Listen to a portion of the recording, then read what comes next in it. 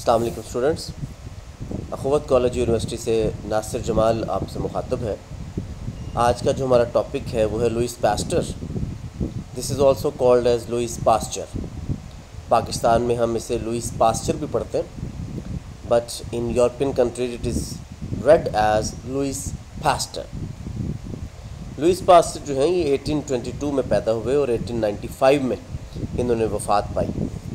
इनकी एक बड़ी मशहूर जो कोटेशन है, बड़ा मशहूर जुमला वो ये है कि imagination should give wings to our thoughts but we always need decisive experimental proof.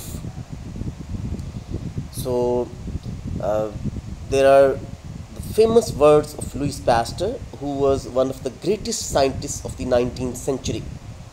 19वीं सदी के ये अजीम तरीन साइंसदान हैं और ये कहते हैं कि जो तसव्वुर है, ख़याल और तसव्वुर जो होता है, ये सोच को नई उड़ान देता है, नए पर देता है, लेकिन हमें इसके लिए एक बाकायदा फ़ैसला कुन तजुर्बाती सबूत की ज़रूरत होती है।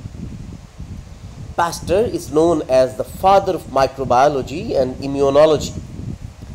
Surprisingly, however, he began his career by studying the shapes of organic crystals. Brief सा इंट्रोडक्शन है जी पास्चर का। तो पास्चर की इब्तदाई ज़िंदगी जो है और उसके तिबी कारनामों पर हम इसमें बहस करेंगे। पास्चर जो कि 1822 में फ्रांस के शहर यूरा, ये JURA, इसको यूरा भी पढ़ते हैं, के इलाके डॉल में पैदा हुआ था और इसका वालिद जो है वो नेपोलियन की फ़ौज का एक बहादुर सिपाही रहा था। और पास्चर जो है ये भी अपने वालिद की तरह बड़ा बहादुर और मुहिब वतन था। इसके बारे में फिर मज़ीद डिस्कस करते हैं। Let's study the slide. Louis Pasteur was a French chemist famous for the germ theory that would later be known as pasteurisation.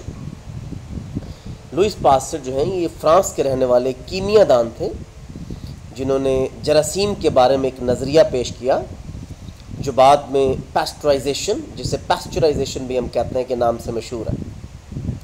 इनकी एक बड़ी फेमस कोटेशन है, a well known quote by him states, chance only favours the mind which is prepared. मौका जो है सिर्फ वही लोग मौके से फ़ायदा उठा सकते हैं जिनका जहन इस चीज़ के लिए तैयार होता है। So he developed the process of attenuation during his work on chicken cholera. Old culture loses its character. Developed a live attenuated anthrax vaccine by incubation at 40 to 42 degrees centigrade, which proved to be useful in protecting animals against anthrax.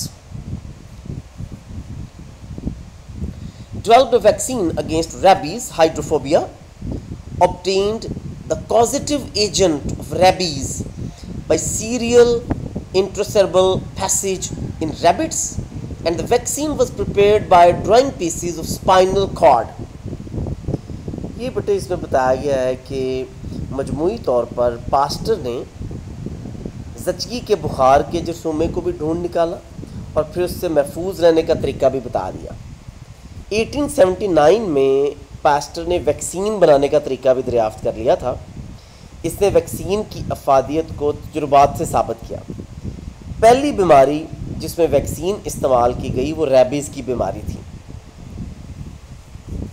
इसी तरह अगर हम एक और जगह देखें तो 1894 और 95 में एक सेटसी मक्खी है, उससे जानवरों को लगने वाली बीमारी और ताउन के जरासीम भी इसने दरियाफ्त किए। 1896 और 97 में तिप मुहर्रका और ताउन का इलाज भी इसने दरियाफ्त किया। और इसी तरह 1898 और 1900 में इसने ये साबित किया कि मलेरिया और जर्द बुखार जो हैं ये मच्छर की वजह से पैदा होते हैं। इस तरह 1860 में पास्चर ने यह साबित किया था कि जानदारों का खुद ब खुद वजूद में आना ये कोई हकीकत नहीं है, और इसने ये बात फिर तजुर्बे से साबित भी की। इसकी साइंसी तहकीकात ने दूसरे साइंसदानों को साइंसी तहकीक पे उभारा। 1870 में पास्चर ने शराब पे भी काम किया है, इसके बारे में हम आगे पढ़ेंगे। आइए ये एक मुख्तसर सी समरी है पास्टर के हवाले से तो इसे देखते हैं। Pastor was born in quite humble circumstances. His father had been Napoleon's conscript and was a famous battler. Pastor was himself a great patriot. He was refused to be enrolled as National Guard because he had a paralytic stroke and couldn't perform well. He had hurdles in his education due to limited family funds. He worked hard to prove his talents at school. Soon he was recognized a brilliant student and colleges offered him admissions. He graduated in science and arts from Basankan and did a job there. उसकी पहली दरियाफ्त के बारे में अगर हम बात करते हैं, he made the first discovery in 1848 in the field of crystallography using the glass and tweezers. Pasteur carried out the observation of crystals, tetraeds. It showed that there were two of the characters which were their mirror reflections. In this way, Louis discovered the secret construction of tartaric acid. Tartaric acid इसकी जो है वो सबसे पहली दरियाफ्त है। Micro organisms in the ambient air. Louis undertook many highly innovative experiences thanks to them. उन तजुर्बात का शुक्रिया। He showed that atmospheric air contains micro organisms and that can also be found in substances such as sugared water which comes into contact with the air. He heated and boiled water in glass flasks with curved neck. It turned out that life appears in the flask in the liquid until the contact with the air. Pasteur was too much interested in chemistry. In 1850 he married and his wife proved an important factor in his work. He in 1860 proved that spontaneous generation was not a fact. He introduced pasteurization method for killing the germs. His patriotic sentiments can be felt as that he left when in 1870 Germany and France plunged into war. He got his name removed from the faculty of the University of Bonn. Pastor को बेटा अपने वतन France से बहुत मोहब्बत थी। 1848 में pastor ने खुद को नेशनल गार्ड में भी भर्ती किया था। उस वक्त उसके पास कुल जो पैसे थे वो थे 150 फ्रैंक्स और उसने वो 150 फ्रैंक्स भी नेशनल डिफेंस फंड में जमा करा दिए थे।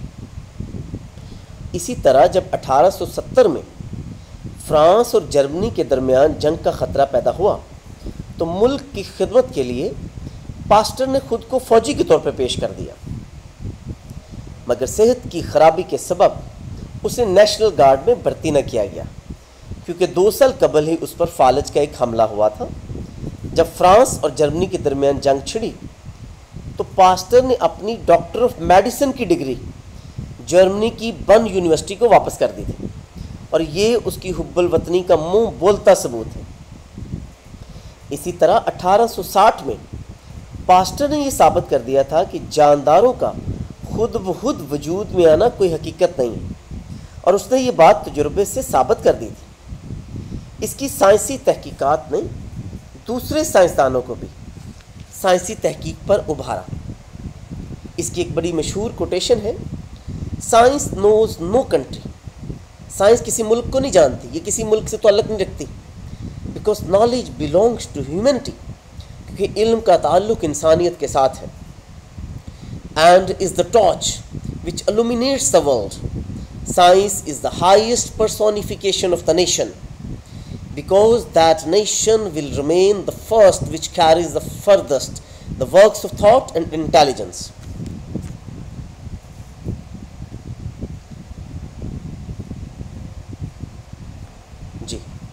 Pasteur worked for French army and wrote a book, pastor ने एक किताब भी लिखी है, क्योंकि पास्टर फ्रेंच आर्मी के लिए काम भी किया है इन्होंने, ये इनकी हुब्बुल वतनी का एक और सबूत है। He worked on fermentation and tried to investigate the cause of wound inflammation. He discovered that inflammation was also a type of fermentation caused by bacteria. Lister proved that this inflammation can be averted by excluding germs from the wound.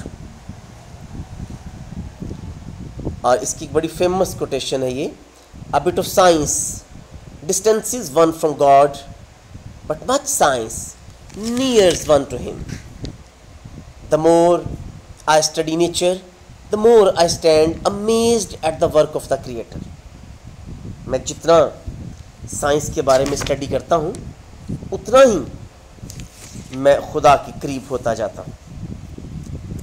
तो ये जो fermentation की बात हो रही है बेटे, तो ये मैं आपको बताता हूँ कि 1876 में उसने जो किताब लिखी उसमें उसने एक तो शराब का मुतालिया के नाम से असल में एक किताब थी बड़ी फेमस जो इसने लिखी, जिसमें शराब साजी की सनत में इसको बेपना अहमियत रही है।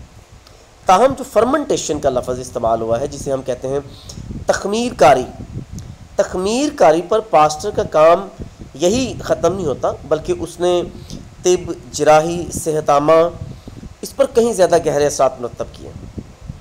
ज़ख्मों की सोजन जिसे हम कहते हैं इन्फ्लेमेशन, वाउंड इन्फ्लेमेशन, तो ज़ख्मों की सोजन पर लॉर्ड लिस्टर ने तो पहले ही काम किया हुआ था, ये हम चैप्टर नंबर 13 में भी पढ़ के आए हैं, क्योंकि ये ज़ख्मों की सोजन पर लॉर्ड लिस्टर के काम के लिए नुक्ता-ए आगाज़ था, जो उन दिनों ऑपरेशन के बाद बेपनाह तकलीफ़ का बायस बनती थी। और बाज़ का तो ऐसा होता था कि किसी उज़्व को, ऑर्गन को काट देना पड़ता था, इसलिए इसने फर्मेंटेशन पे बहुत ज़्यादा काम किया। और पास्टर की दरियाफ्त कि तखमीर बैक्टीरिया की वजह से होती है, उसने लिस्टर को ये सोचने पर मजबूर किया था कि ये जो सोजन है ये तखमीर की तो एक किस्म नहीं है जिसका सबब ज़ख़म में जरासीमों का दाखिल होना हो। तो उसकी शानदार तहकीकात के सिलसिले के नतीजे में उसने ये साबित किया कि हकीकत यही है, और ये कि अगर सिर्फ जरासीमों को ज़ख्मों से खर्च कर दिया जाए तो सोजन से बचा जा सकता है। Later on, the force of French government he investigated in the silkworm disease. Earlier observers had found microscopic grains or corpuscles in the bodies of diseased worms, but nobody could find a remedy. Pastor suggested collecting the eggs laid by each moth separately and only keeping those derived from healthy parents. He suggested cleanliness, avoiding overload and overheat. It had a positive effect on the industry. This assignment led Pastor to work on infectious diseases of higher animals like the man.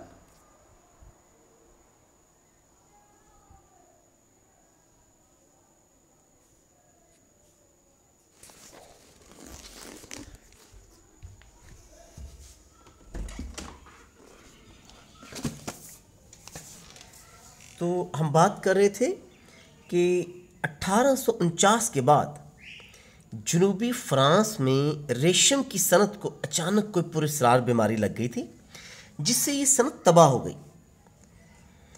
बिलाखिर 1865 में हुकूमत ने pastor से इस बीमारी पर तहकीक करने की दरख्वास्त की। पास्टर ने मुकम्मल तहकीक के बाद तजवीज़ दी कि सेहतमंद और बीमार कीड़ों के अंडों को अलग अलग रखा जाए और फिर सेहतमंद कीड़ों के अंडों को इस्तेमाल में लाया जाए। उसके साथ उसने ये भी तजवीज़ दी कि सफाई का खास ख्याल रखा जाए। He worked on a preventive treatment of a cattle disease named anthrax.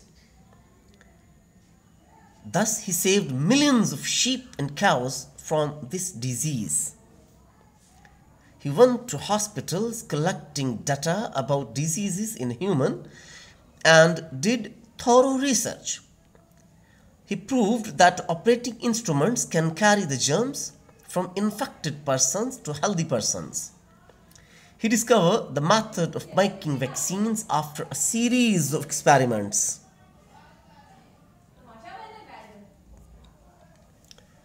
So question answers पे चलते हैं. Margaret Avery is the writer of this essay. Question आ सकता है कि जी इस ऐसे का राइटर को नहीं, ये आमतौर पर ऑब्जेक्टिव में आता है ये वाला क्वेश्चन, ये सब्जेक्टिव में ये क्वेश्चन कम ही आता है, तो सिर्फ राइटर का नाम याद होना चाहिए, Margaret Avery. Question number 2, that is important one. Describe the early life of Pasteur. Pasteur की इब्तदाई ज़िंदगी के बारे में बयान कीजिए. Pasteur belong to a humble family. एक आम गरीब से ख़ानदान से ताल्लुक़ रखता था, मिडिल क्लास फैमिली से था. He lived in a village from where he got an early education. Then he moved to the city and became a famous scientist in history. Give some instances of Pastor's patriotism. Pastor की मुहिब्बुल वतनी के कुछ वाक़यात बयान कीजिए. Pastor was a great patriot. He offered himself to serve in the army. Pastor बहुत मुहिब्बे वतन था, उसने अपने आप को आर्मी में भी पेश किया. He worked for France in the field for science. He saved the wine and silk industry of France. उसने फ्रांस की शराब की सनत उसको भी बचाया और रेशम की सनत उसको भी बचाया. Once he donated all his savings in the welfare of France. एक दफ़ा उसने फ्रांस की फलाह के लिए अपनी सारी बचत जितने भी पैसे थे वो दे दिए. What do you mean by spontaneous generation? Spontaneous generation से आपकी क्या मुराद? Spontaneous generation means that things change without the external influence. कि चीज़ें जो होती हैं वो बग़ैर किसी बैरूनी इन्फ्लुएंस के आ सकती हैं, तैयार हो सकती हैं बग़ैर किसी इन्फ्लुएंस. इसके बाद नेक्स्ट क्वेश्चन है, spontaneous generation was not a fact. How did he prove that spontaneous generation was not a fact. उसने ये किस तरह साबित किया कि स्पॉन्टेनियस जनरेशन कोई फैक्ट नहीं है, ये हकीकत नहीं है, स्पॉन्टेनियस जनरेशन जैसी कोई चीज़ नहीं है. Pastor prove that things change because of bacteria. Pastor ने साबित किया कि चीज़ें तो बैक्टीरिया की वजह से तब्दील होती हैं. Things do not change without external influence. चीज़ें किसी भी बैरूनी इन्फ्लुएंस के बगैर चेंज नहीं हो सकती. What help did pastor render in curing the silkworm diseases in his country? Pastor ने अपने मुल्क में सिल्कवर्म यानी रेशम के कीड़ों की जो सनत है उसको बचाने के लिए क्या किया? So Pasteur advise the readers of silkworm to avoid overcrowding, heating and unhealthy conditions because these things weaken them to get the disease. Pastor ने फ्रांस के जनूब में, असल में बात यह है कि फ्रांस के जनूब में हर एक ख़ानदान के पास रेशम के कीड़ों की नशोनुमा के लिए कमरा होता था. यहाँ तक कि मज़े की बात यह है कि आधी रात के वक्त भी जब ख़वातीन उठती थीं तो वो रेशम के कीड़ों को शतूत के ताज़ा पत्ते पहुँचाती थी और दर्जा हरारत भी उनका ठीक रखती थी. तो ये चीज़ें सारी की सारी फ्रांस ने जो है ये इनको पास्चर ने जो है ये इनको समझाया था. फ्रांस के जनूब में मतलब इस साइड पे अगर हम बात करते हैं फ्रांस साइड पे, तो जब लोग सुबह उठते थे तो वो सबसे पहला सवाल ये करते थे, हाँ जी, हाउ आर योर सिल्कवर्म्स डूइंग, यानी आपके रेशम के कीड़े कैसे हैं. और ये जनूबी फ्रांस में रेशम के कीड़े पालने की सनत सबसे बड़ी सनत. तो इस सनत को जब ये बीमारी ने तबाह कर दिया, रेशम के कीड़े पालने वाले बड़े मायूस हो गए, हज़ारों ख़ानदान माशी तौर पर तबाह हो गए थे, तो हुकूमत ने फिर पास्टर से इस बीमारी के मतलब तहकीक करने की दरख्वास्त की. 1849 तक आमतौर पर यह सनत बड़ी अच्छी चली, लेकिन फिर इस पर बीमारी का हमला हुआ. बीमारी का सबब जो है वो जो दरियाफ्त किया गया वो था ख़राब अंडे. अब ये फ्रांस ने क्या किया कि ताज़ा अंडे दरामद करना शुरू कर दिए दूसरे मुल्कों से. उसने बीमारी का इलाज किया लेकिन बीमारी फिर नमूदार हो गई.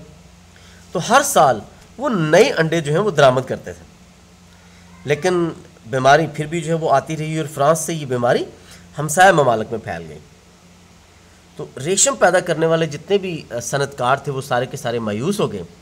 मामलात आपको जैसे कि बताया कितने संगीन थी कि हुकूमत ने जो है वो फिर पास्टर को कहा, पास्टर ने फिर हेल्प की. पास्टर ने पहले तो रेशम के कीड़ों की बीमारी पर तहकीक करने से इनकार किया, क्योंकि उसने कहा कि मैं तो एक केमिस्ट हूँ, मैं कीमियादान हूँ, तो मैं मतलब इस पर कैसे काम कर सकता हूँ, मैं कोई बॉटनिस्ट तो नहीं हूँ, ना ही मैं कोई जूलॉजिस्ट हूँ, ना मैं कोई बॉटनिस्ट हूँ, तो मैं इस पर कैसे काम कर सकता हूँ।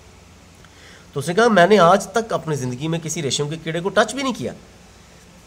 लेकिन बहरहाल हुकूमत ने इस मामले में अपने मुशाहदे पर उसे भरोसा करने को कहा, तो पास्टर ने बिलाखिर तबाह हाल ख़ानदानों पर तरस खाया और वो तहकीक करने के लिए आखिरकार तैयार हो गया।